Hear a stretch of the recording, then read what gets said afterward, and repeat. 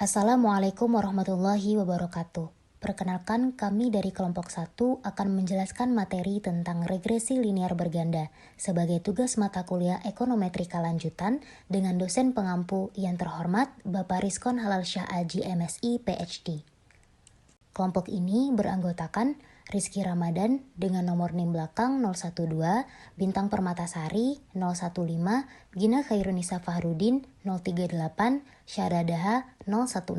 Selanjutnya kita masuk kepada apa itu ekonometrika. Ekonometrika adalah interaksi antara teori ekonomi, data, dan metode statistika. Dalam hal ini, statistika mengacu dalam situasi stokastik atau ketidakpastian. Terdapat 3 jenis data. Yang pertama yaitu time series yang teridentifikasi memakai deret waktu seperti harian, mingguan, bulanan, bahkan tahunan.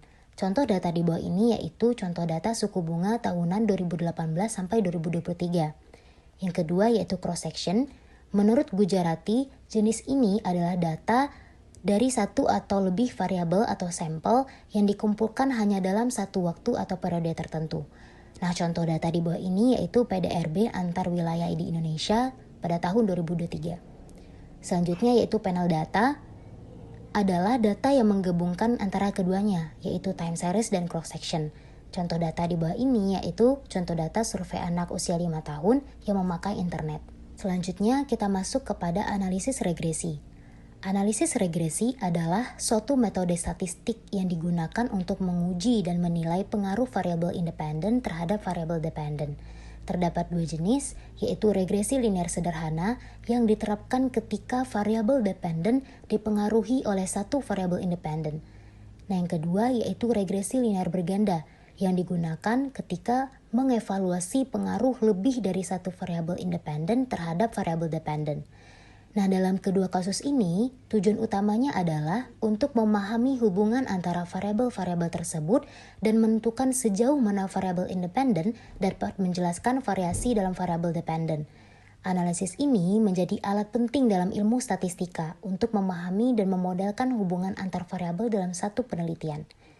Terdapat rumusnya, yaitu Y sama dengan B0 plus B1X1 plus B2X2 plus BNXN plus E, di mana Y itu sebagai variabel dependen, X1, X2, Xn itu sebagai variabel independen, B0 itu sebagai konstanta regresi, B1, B2 itu sebagai koefisien regresi, dan E itu adalah 0. Nah, hipotesis ini diterima jika nilai signifikan atau p-value-nya itu kecil dari alfa. Yang selanjutnya, koefisien regresi searah dengan hipotesis.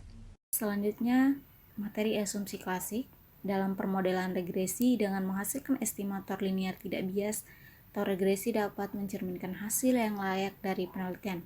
Maka uji asumsi data harus memenuhi pengujian asumsi klasik. Adapun uji dalam asumsi Gauss-Markov ialah uji normalitas, uji multikolinaritas, uji autokorelasi, dan uji heterokedastisitas.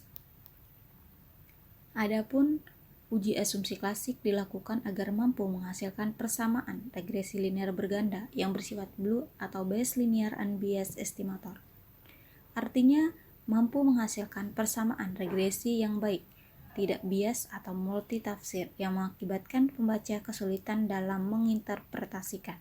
Terdapat contoh kasus, yaitu di mana tahunnya ini mulai dari tahun 2005 sampai 2015, variabel Y-nya pengangguran, variabel X1 yaitu pertumbuhan ekonomi, dan variabel X2 yaitu jumlah angkatan kerja. Selanjutnya adalah tahap pengujian regresi linear berganda menggunakan aplikasi Fuse. Di sini saya akan melakukan pengujian regresi linear berganda. Jadi sekadar mengingatkan kembali, pengujian regresi linear berganda, data harus memiliki variabel X atau variabel independen lebih dari 2 atau lebih dari satu, artinya 2, 3, 4, dan seterusnya. Jadi saya memiliki 3 data dari data pengangguran, pertumbuhan ekonomi, dan juga data jumlah angkatan kerja. Jadi kita ingin melihat bagaimana pengaruh dari pertumbuhan ekonomi dan jumlah angkatan kerja terhadap pengangguran di Indonesia. Langsung saja buka Fuse-nya. Sebelumnya, untuk kalian yang ingin melakukan input data ke Fuse, kalian bisa melakukan 2 teknik input data. Bisa kalian secara manual, misalkan kalian copy paste, atau bisa secara otomatis, yaitu dengan Excel. Jadi kalau kalian mau otomatis dan lebih mudah juga, kalian gunakan Excel, kemudian create new file. Kemudian untuk work file struktur type-nya sudah bisa diidentifikasi bahwa data kami ini data tahunan. Untuk data spesifikasinya nih, kita bisa perjelas lagi di sini annual, jadi kalian bisa isi sesuai dengan jenis data kalian. Kemudian karena data tadi dari 2005, kita tulis di sini start date-nya 2005 sampai end date-nya di 2015, data 11 tahun. Untuk workflow names-nya, ini opsional, bisa diisi bisa enggak. Oke, kita sudah bisa melihat ada menu taskbar di sini. Langsung saja kita buka Pro. Nah, di sini kita bisa lihat kalau saya menggunakan Excel, kita langsung saja import from file. Di sini Evis membaca. Oke, gitu. Oke.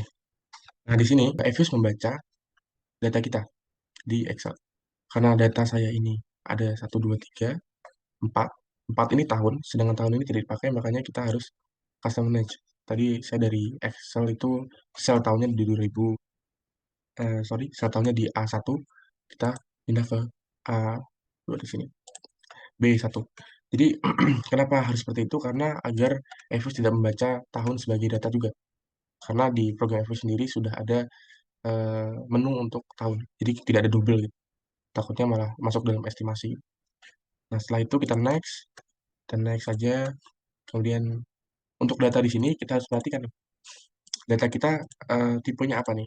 Pastikan data kalian sesuai dengan keinginan kalian. Misalkan di sini data saya kan pertumbuhan ekonomi nih harusnya data nomor kan, data angka gitu. Tapi di sini di Evis terbaca dia karakter. Jadi kalau misalkan nanti ada pengujian, kemungkinan ini tidak terbaca di Evis. Kita langsung pindah number. Di sini kita persingkat lagi agar mudah. Variable Y, variable X1, kemudian variable X2. Sorry, salah. Kita next. Kita melakukan pengecekan ini tadi, kita next lagi. Dan terakhir, kita dapat step ini. Nah, di sini saya bilang tadi, kalau data tahunan tadi tidak kalian hapus, di sini double jadinya. Nah, kita ulang lagi, 2005, start date-nya. Di sini otomatis terbaca, 2005 sampai 2015. Kita pastikan lagi, date-nya oke semua, langsung kita finish. Biasa saja. Nah, di sini kita sudah mendapatkan tadi data-data tadi untuk melakukan pengujian. Kita langsung saja melihat dari data ini, caranya pencet CTRL, kemudian tekan variable Y, X1, X2. Kemudian klik kanan, open as a group. Nah, di sini fitur ini untuk melihat data-data kalian. Kalau mau kalian pastikan lagi data.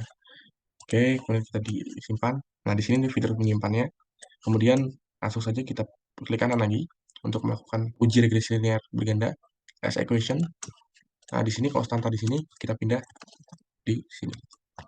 Oke, konstanta.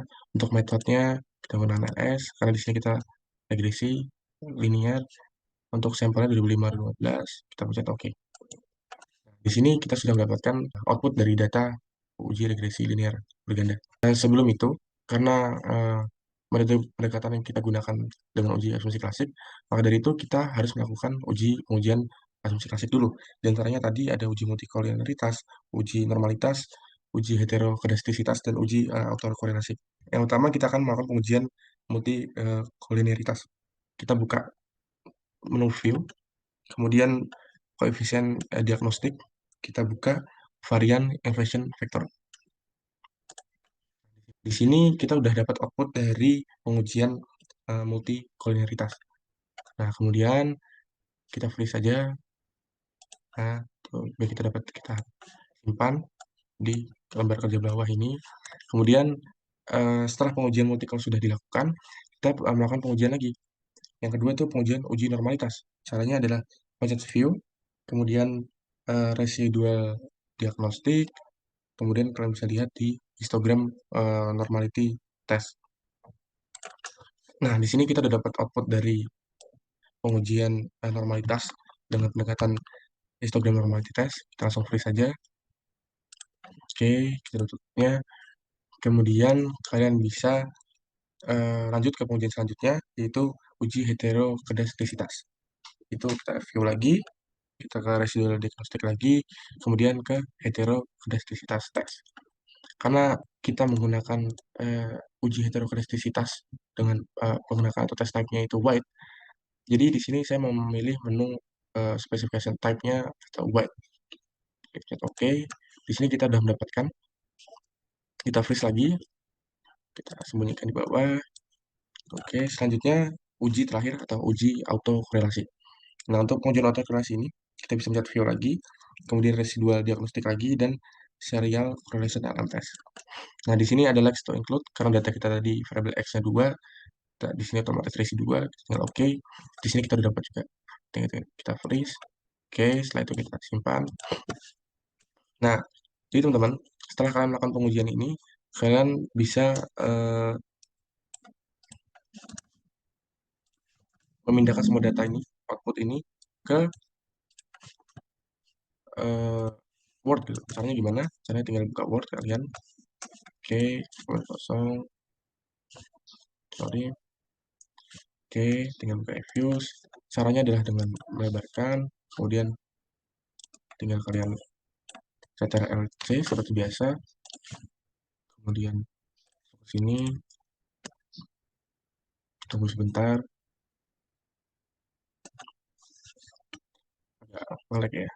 Saya coba pindah ke uji lainnya yang sudah di freeze tadi.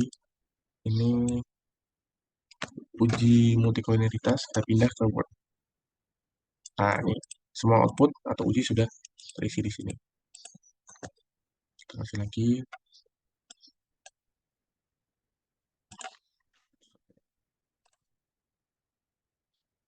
Nah, di sini sudah muncul.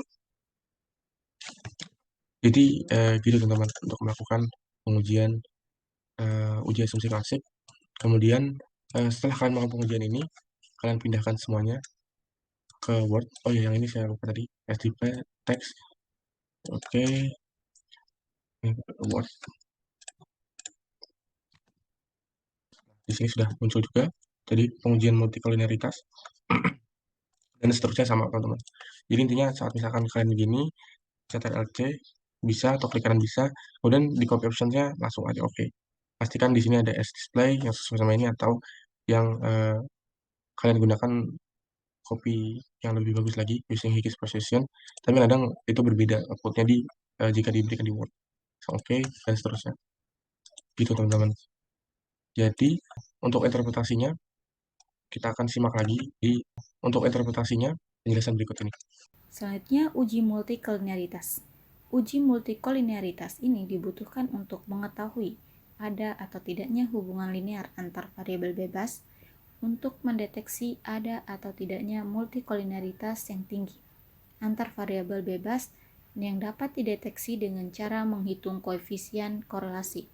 Uji multikoliniaritas yang digunakan menggunakan metode VIF test. Nah, di sini terdapat contoh output uji multikoliniaritas metode VIF test.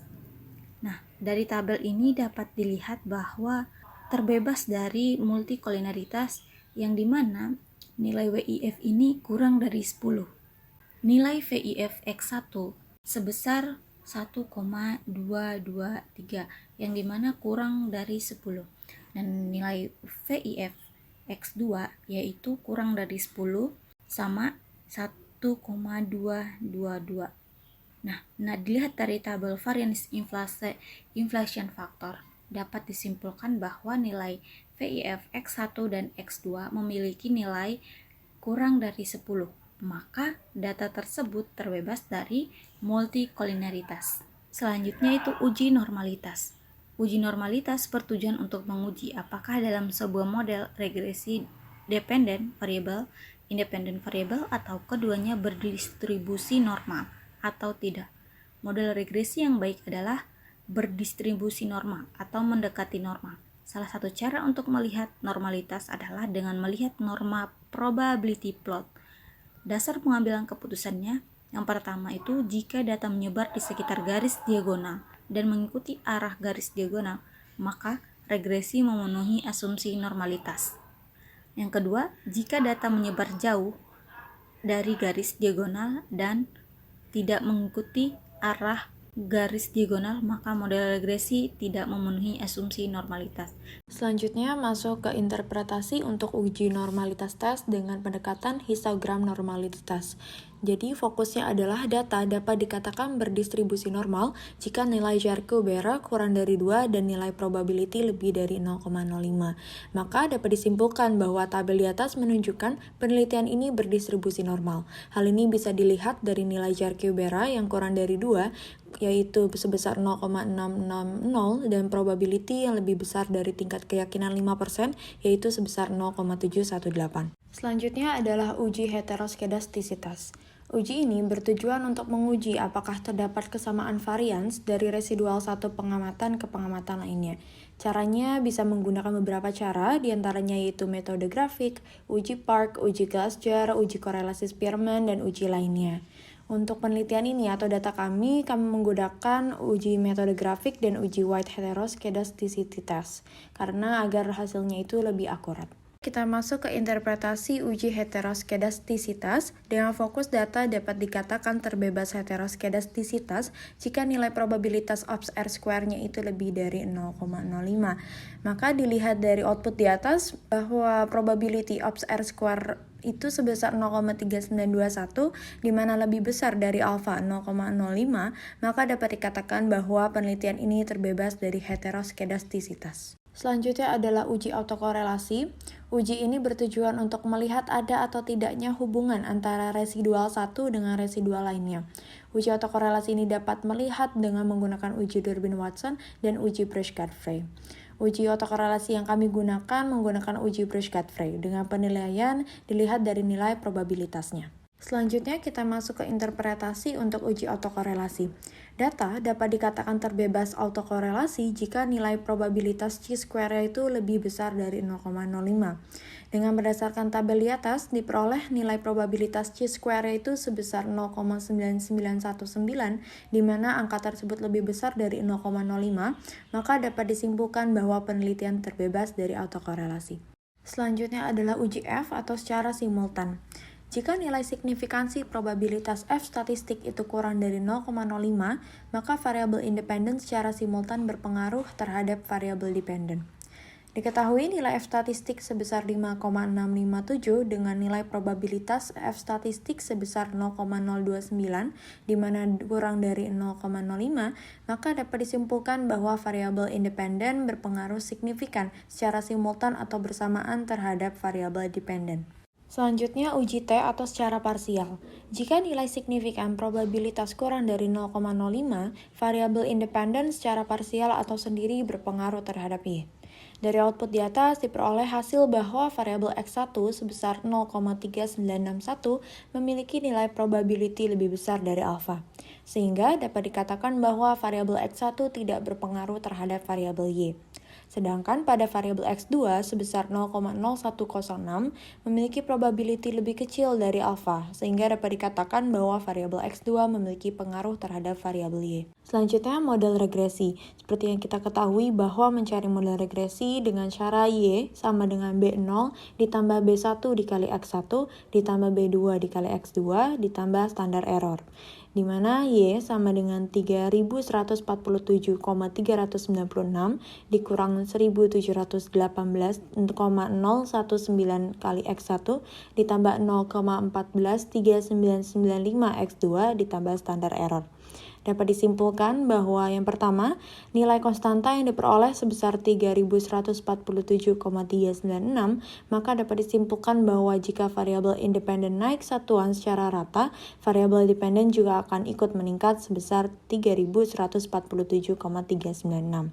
Yang kedua, nilai koefisien regresi variabel X1 sebesar negatif 1718,019, maka dapat disimpulkan bahwa jika variabel X1 menurun, variabel Y akan ikut menurun sebesar 1718,019. Selanjutnya yang ketiga, nilai koefisien regresi variabel X2 sebesar positif 0,143995, maka dapat disimpulkan bahwa jika variabel X2 meningkat, variabel Y akan ikut meningkat sebesar 0,143995. Selanjutnya koefisien determinasi. Kita akan fokus kepada nilai adjust R-square-nya. Diperoleh bahwa nilai adjust R-square sebesar 0,482, maka dapat disimpulkan bahwa sumbangan pengaruh dari variabel independen terhadap variabel dependen secara simultan atau bersamaan sebesar 48,2%, sedangkan sisanya sebesar 51,8% dipengaruhi oleh variabel lain di luar penelitian. Mungkin itu saja yang dapat kami sampaikan, kurang lebihnya mohon maaf. Wassalamualaikum warahmatullahi wabarakatuh.